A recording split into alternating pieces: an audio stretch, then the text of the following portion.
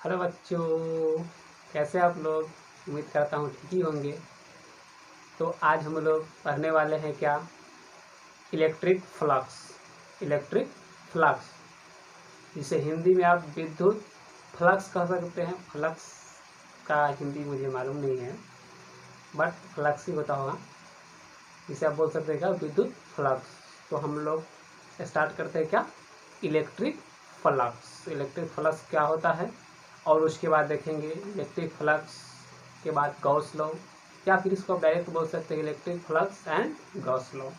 तो देखिए, देखते हैं कि इलेक्ट्रिक फ्लक्स क्या होता है। डिफिनेशन पहले समझा देता हूँ कि मैंने क्या लिखा हूँ, फिर आपको समझाऊंगा, ठीक है। ओके, तो देखिए मैंने क्या लिखा है बच्चों, दोस्तों, the total number of electric field line passing through a given area in a unit time is defined as electric flux।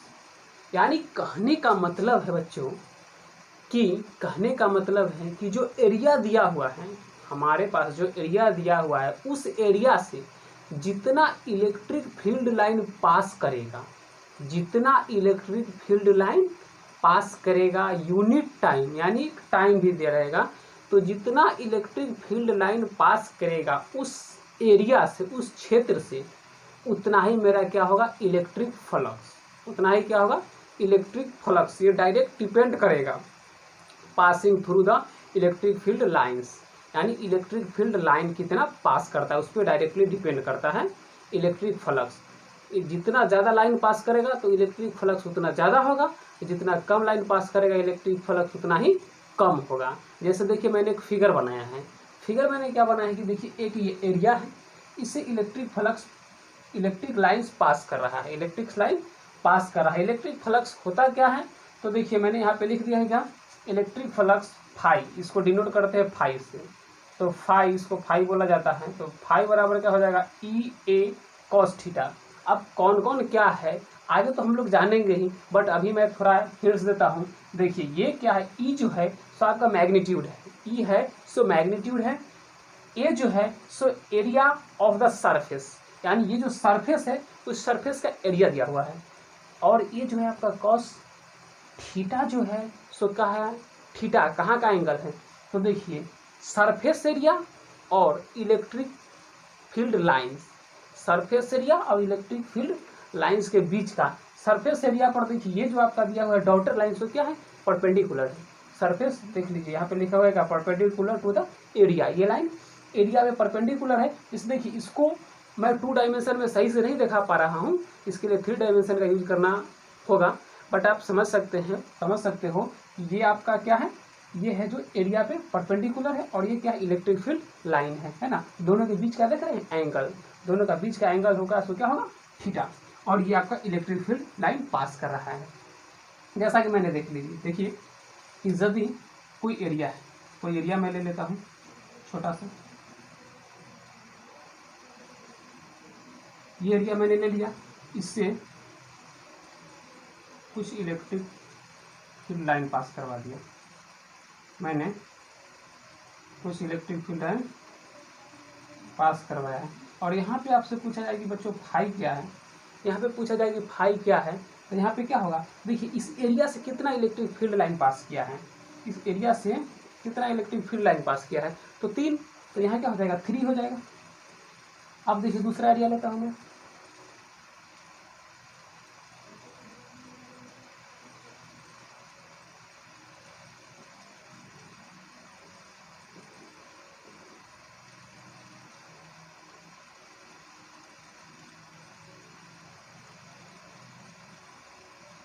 ठीक है। मेटा इसलिए देता हूँ कि थोड़ा देखने में बेटर लगता है, इसलिए मैं मेटा दे रहा हूँ, इतना मिटा दिया हूँ।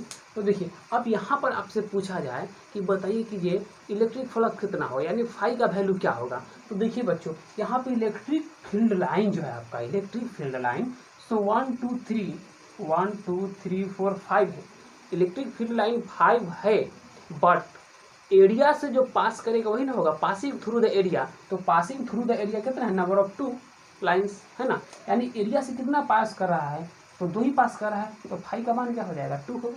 फाई का मान क्या हो जाएगा, 2 होगा। तो इतना नोट कीजिए, फिर देखते हैं।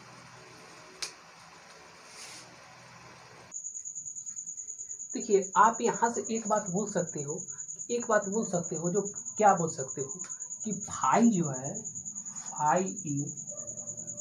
फाई ई डायरेक्टली प्रोपोर्शनल है किसका, इलेक्ट्रिक फील्ड का। फाई क्या है, डायरेक्टली प्रोपोर्शनल है इलेक्ट्रिक फील्ड लाइन का। ये डायरेक्ट डिपेंड करता है इलेक्ट्रिक फील्ड लाइन पे कि कितना इलेक्ट्रिक फील्ड लाइन एरिया से पास करेगा। जितना इलेक्ट्रिक फील्ड लाइन पास करेगा वही आपका क्या होगा, इलेक्ट्रिक फ्लक्स होगा। तो बेटा ये अब देखिए अब क्या है कि हमको प्रत्येक फील्ड को क्या है, प्रत्येक इलेक्ट्रिक फील्ड को क्या करना है, ऐड करना है। तो क्या यूज करेंगे, इंटीग्रेशन। क्या यूज करेंगे, इंटीग्रेशन। सो देखिए इंटीग्रेशन क्या लिखेंगे, सो बच्चों ध्यान दीजिएगा,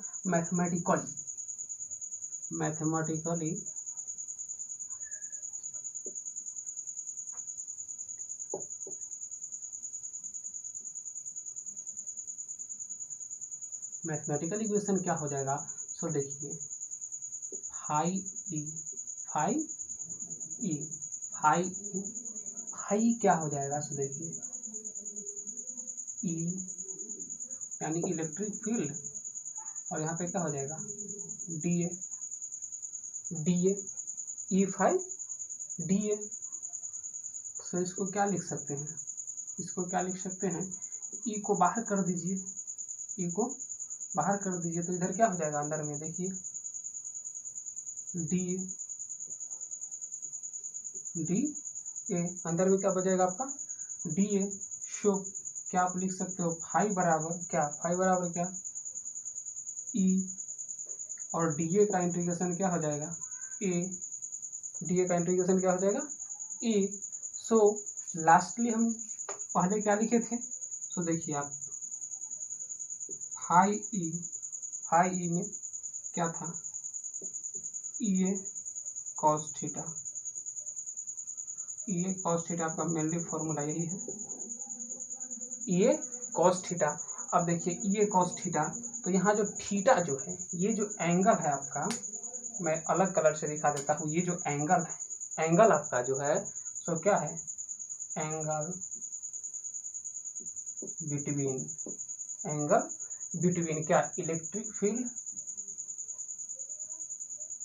एंड एरिया वेक्टर के बीच का, इलेक्ट्रिक फील्ड और एरिया वेक्टर के बीच का। अब देखिए थीटा का मान क्या होगा, यहाँ पे देखिए जब थीटा 0 to 90 के बीच होगा। थीटा जब 0 to 90 के बीच होगा, है ना, 0 to 90 के बीच होगा, तो क्या हो जाएगा, कॉस थीटा आपका क्या होगा, देखिए पॉजिटिव। कॉस थीटा क्या होगा, पॉजिटिव। और जब कॉस थीटा पॉजिटिव, तो दोस्तों फाई क्या हो जाएगा आपका, पॉजिटिव। कॉस थीटा पॉजिटिव मतलब फाई पॉजिटिव। यदि थीटा इक्वल टू क्या हो जाएगा, 90 डिग्री, तो कॉस 90 क्या होता है, cos 90 0 होता है। तो क्या हो जाएगा, 0, जैसे ये 0 तो फाई क्या, 0, ये 0 तो फाई 0। अब देखिए जब थीटा 90 से 180 के बीच होगा, इक्वल टू 180, तो कॉस क्या हो जाएगा, कॉस थीटा माइनस, तो फाई क्या हो जाएगा, माइनस कॉस थीटा माइनस, तो फाई क्या होगा, माइनस कॉस थीटा माइनस, तो फाई माइनस। अब देखिए एसआई यूनिट, तो एसआई यूनिट क्या होगा, एसआई यूनिट इसका विद्युत फ्लक्स का, इलेक्ट्रिक फ्लक्स का एसआई यूनिट,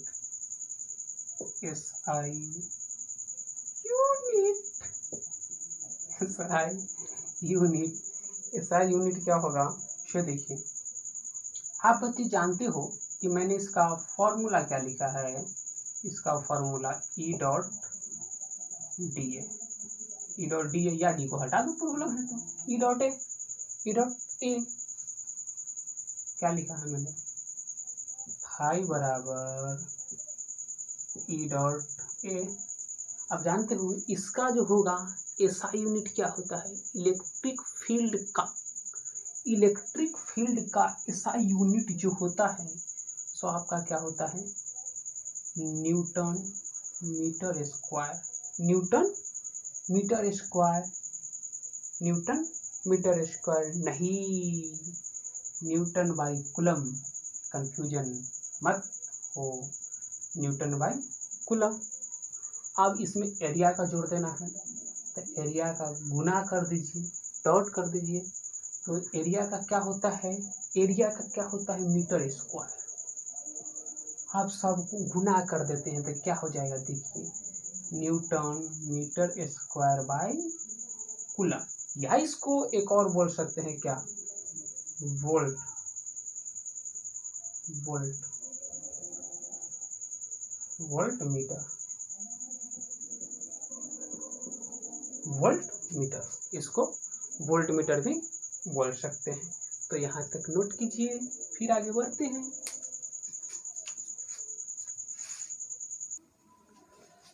तो देखिए बच्चों, अब कुछ कैलकुलेशन कर लेते हैं, कुछ क्वेश्चंस कर लेते हैं। तो पहला क्वेश्चन आपके सामने बोर्ड पे है दिया हुआ।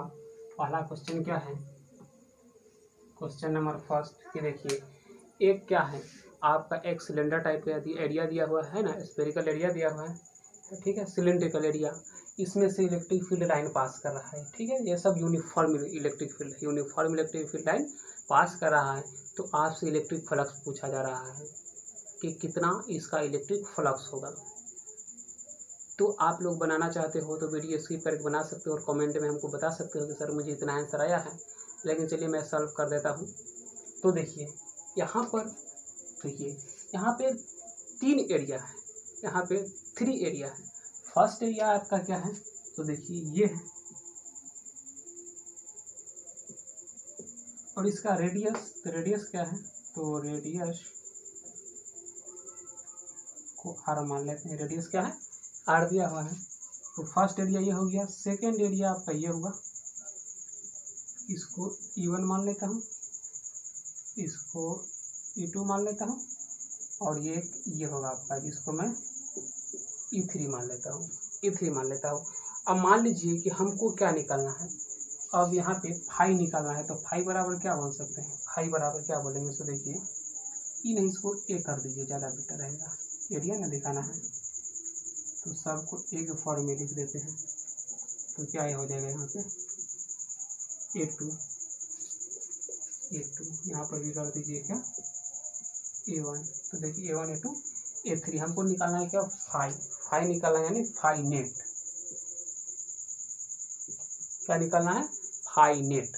तो फाई नेट क्या हो जाएगा, फाई1 plus फाई2 plus फाई3,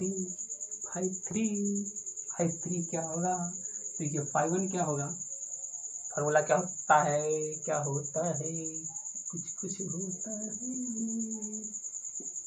E cos theta, यही होता है। तो देखिए क्या होता है, आप यहाँ पे क्या लिखेंगे बच्चों, क्या लिखेंगे, इससे देखिए ए तो लिखेंगे, कॉस भी लिखेंगे, लेकिन थीटा के जगह पर क्या लिखेंगे। तो फर्स्ट में देखिए आप क्या है, ये इसका डायरेक्शन इधर है और इसका डायरेक्शन इधर है, यानी कि दोनों के बीच का जो एंगल बन रहा है सो 180 का बन रहा है।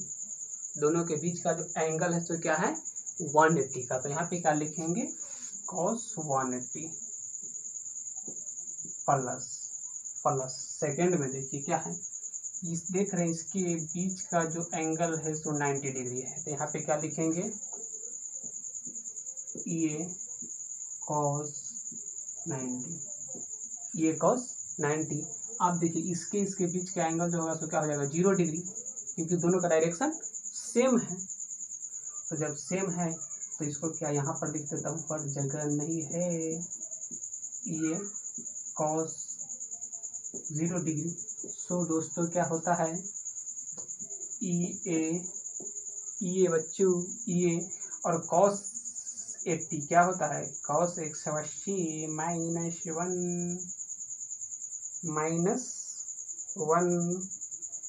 देखिए -1। इसको एक और बात लिखा जा सकता है, मैंने एक चीज छोड़ दिया है, एरिया को क्या बोलेंगे, क्या पहले लिख लेगा। तो देखिए प्लस ये और इसका वैल्यू तो क्या होता है 1 प्लस नहीं, इसका वैल्यू क्या होता है 0 cos 90 0। इसका क्या होगा ये और 1। अब देखिए ई यानी एरिया, एरिया को क्या बोलेंगे, एरिया को लिख सकते हैं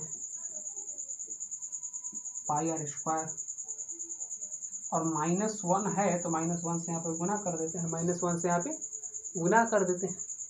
यहाँ पर भी क्या हो जाएगा ई एरिया को क्या लिखेंगे πr²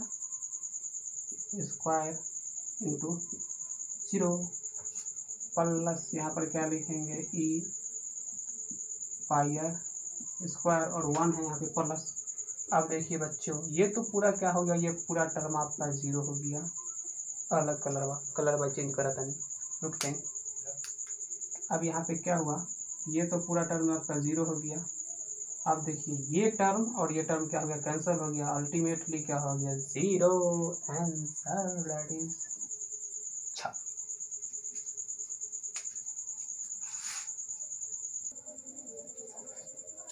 तो बच्चों अब देखते हैं गॉस लॉ। गॉस लॉ क्या होता है, उसके बाद फिर क्वेश्चन देखेंगे। गॉस लॉ और विद्युत फ्लक्स इलेक्ट्रिक फ्लक्स दोनों से रिलेटेड क्वेश्चन। तो देखिए गॉस लॉ क्या होता है। गॉस लॉ का मैंने कुछ पॉइंट लिखा है जो आपको समझा देता हूँ। पहला पॉइंट मैंने लिखा है क्या, Gauss law is one of the fundamental law of physics. यानी कहना का मतलब है कि गॉस लॉ जो है सो फिजिक्स का बहुत ही फंडामेंटल लॉ है। बहुत सारे फंडामेंटल लॉ में से एक गॉस लॉ भी फंडामेंटल लॉ है। अगली बात क्या है, it related with electric field to the charge distribution which has produced this field. यानी कहने का मतलब है कि इसका रिलेशन क्या है, इलेक्ट्रिक फील्ड के चार्ज डिस्ट्रीब्यूशन से है। अगला पॉइंट है we defined the electric flux. ये डिफाइंड होता है इलेक्ट्रिक फ्लक्स पे, ये डिफाइंड क्या होता है इलेक्ट्रिक फ्लक्स पे। And in the next section we deduce the concept of a solid angle, जिसमें कि सॉलिड एंगल के कंसेप्ट का भी यूज आता है। This will be needed to solve state and understand Gauss law. अगला बात जो है, अगला पॉइंट आपका क्या है कि Gauss law is more fundamental as compare to Coulomb's law. जो क्या कहने का मतलब है कि गॉस लॉ जो है सो कूलम्ब्स लॉ से ज़्यादा फंडामेंटल लॉ है, ज़्यादा जरूरी वाला लॉ है।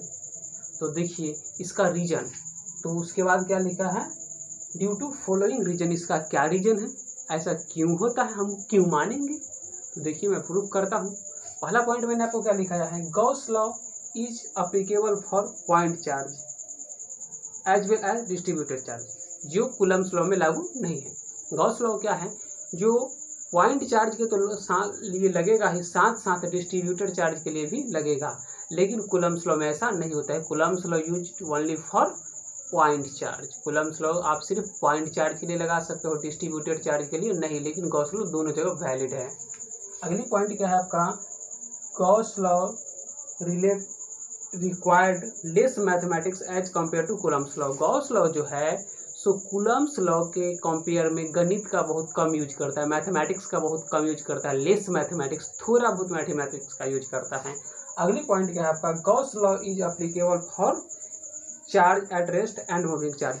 कूलम्ब्स लॉ में ऐसा दोस्तों नहीं है। कूलम्ब्स लॉ क्या है, जो ओनली रेस्ट चार्ज के लिए लगा सकते हैं या स्लो मूविंग चार्ज के लिए, लेकिन गॉस लॉ क्या है, जो रेस्ट के लिए तो लगा ही सकते हैं, स्लो मूविंग के लिए तो लगा ही सकते हैं, लेकिन मूविंग चार्ज के लिए भी लगा सकते हैं, लेकिन सब में कुछ ना कुछ खामियां होती है, यानी कि कमी होती है, उसका कुछ ना कुछ क्या होता है, उसको बोला जाए किया जा सकता है जो कमी, हाँ वही कमी। तो देखिए गॉस लॉ में कमी क्या है, जो गॉस लॉ कहाँ पे अप्लीकेबल होता है, तो देखिए नोट में मैंने इस बात को लिख दिया है। क्या नोट में मैंने लिखा है Gauss law is applicable for close surface only. यही एक प्रॉब्लम है गॉस लॉ में कि गॉस लॉ सिर्फ क्लोज सरफेस पे लागू होता है, चाहे वो सिमेट्रिकल हो या एसिमेट्रिकल हो, बोथ सिमेट्रिकल एंड एसिमेट्रिकल दोनों जगह पे लागू है। तो नोट कर लीजिए अच्छी तरीक़ा से इस पॉइंट को। फिर देखते हैं कि अब गॉस का स्टेटमेंट क्या है, पहले आप इसको नोट कर लीजिए।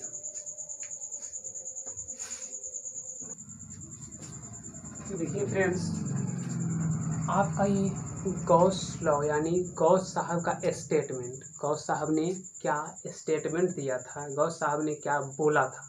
तो देखिए गॉस साहब ने क्या कहा था, according to Gauss law the total flux linked through any close surface will equal to, will be होना चाहिए यहाँ पर, will be equal to 1 epsilon naught times of net charge enclosed by that surface. यानी कहने का मतलब है कि जितना किसी भी क्लोज सरफेस, जितना है ना जो फ्लक्स लिंक करेगा, जितना फ्लक्स लिंक करेगा वो क्या होगा, 1/ε0 टाइम के बराबर होगा, इक्वल टू 1/ε0 टाइम, यानी कि ε0 के 1/ε0 के बराबर होगा। अब देखिए इसका इक्वेशन क्या होगा, मैथमेटिकल इक्वेशन। तो इसका मैथमेटिकल इक्वेशन क्या हो जाएगा आपका, फाई ई बराबर क्या, क्यू इनसाइड बराबर इप्सिलॉन नॉट, जो यहाँ पर लिखा हुआ है Q inside bye epsilon naught. अब यहाँ पे देखिए क्या को चार्ज दिया हुआ है, 1 2 3। यहाँ पे मैं एक गॉसियन सरफेस ले लिया। गॉसियन सरफेस का मैंने पहले ही बता दिया आपको, क्या सिमेट्रिकल और एसिमेट्रिकल दोनों ही होता है, किसी भी तरीका से टेढ़ा मेढ़ा हो सकता है, जरूरी नहीं है कि इसका ये आपका शेप अच्छा ही मिलेगा, किसी भी प्रकार से हो सकता है। तो ये आगे आप निकाले, फाई क्या हो जाएगा फिर, तो देखिए क्या है, इसको 1 2 मान लेते हैं, E1 नहीं, E1 क्या φ1 मान लेते हैं, φ1 plus φ2 plus φ3, φ1 plus φ2 by φ3, φ1 plus φ2 by φ3। So we know that, हम लोग जानते हैं, क्या जानते हैं, वी नो क्या जानते हैं, फाई, इसको क्या कर देते हैं, 1 कर देते हैं, इसको इक्वेशन 1 मान लीजिए। तो फाई बराबर क्या होता है, ई डॉट डी है, जो मैंने पहले प्रूफ करा था। इसको इक्वेशन सेकेंड मान लेता हूँ, इसको इक्वेशन सेकेंड मान लेता हूँ। अब फ्रॉम 1 and 2 से क्या हो जाएगा, 1 and 2 से क्या होगा, दोनों देखिए फाई के इक्वल है, दोनों फाई यहाँ पर भी तो है ना फाई के इक्वल। तो क्या लिख देंगे, डायरेक्ट क्या लिखेंगे बच्चों, E dot D A equal to Q inside by epsilon naught, Q inside by epsilon naught. अब इसको क्या करेंगे कि देखिए ये तो एक के लिए हुआ, लेकिन हमको बहुत सारा जोड़ना पड़ेगा, इसलिए मैं यहाँ पर क्या करता हूँ, जो इंटीग्रेशन का साइन लगा देते वो भी क्लोज्ड, इसको लिख दीजिए।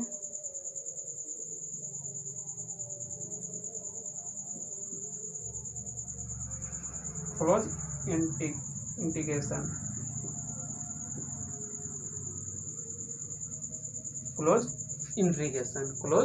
इंटीग्रेशन, इतना पहले आप नोट कीजिए, फिर मैं कुछ इंपॉर्टेंट पॉइंट बताता हूँ।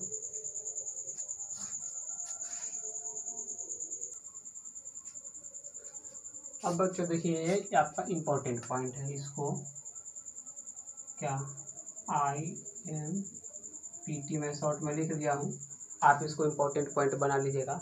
इम्पोर्टेंट पॉइंट में क्या है कि देखिए ये एक प्लस चार्ज है, एक पिलस चार्ज है जो एक स्फीयर में रखा हुआ है। तो देखिए इसका कहीं पर भी आप इलेक्ट्रिक फील्ड निकालिएगा तो देखिए क्या पॉजिटिव चार्ज जो होता है, प्लस चार्ज जो होता है, तो क्या ओरिजिनेट करता है। मैंने आपको पहले बता ही दिया है क्या, जब मैंने चार्ज पढ़ाया था या इलेक्ट्रिक फील्ड पढ़ाया था या इलेक्ट्रिक लाइन्स ऑफ फोर्स पढ़ाया था। यदि आपने नहीं पढ़ा है तो आप जाके देख सकते हो, मेरा वीडियो इस सब कुछ का बना हुआ है। तो देखिए यहाँ पे क्या होगा कि कहीं पर भी आप निकालिएगा तो इलेक्ट्रिक फील्ड और एरिया वेक्टर, इलेक्ट्रिक फील्ड और एरिया वेक्टर का डायरेक्शन होगा सो सेम होगा। इलेक्ट्रिक फील्ड और एरिया वेक्टर का डायरेक्शन होगा सो सेम होगा। और जैसे ही डायरेक्शन सेम, तो यहाँ पे क्या होगा, थीटा जो मेरा होने वाला है, तो थीटा क्या हो जाएगा आपका जीरो। थीटा जीरो नहीं, हाँ थीटा जीरो होगा। और कॉस थीटा जीरो क्या होता है, 1 होता है। तो उससे कैलकुलेट करने के बाद क्या आ जाएगा, फाई नहीं क्यू बटा इप्सिलॉन नॉट, क्यू बटा इप्सिलॉन नॉट। यहाँ पर देखिए क्या है, चार्ज माइनस था, इसलिए यहाँ पे क्या हो गया, minus Q by epsilon not. यहाँ पे देखिए अब क्या है, तो एक पॉजिटिव है तो दूसरा निगेटिव है, एक वे से ओरिजिनेट होता है तो दूसरा में क्या होता है, टर्मिनेट होता है।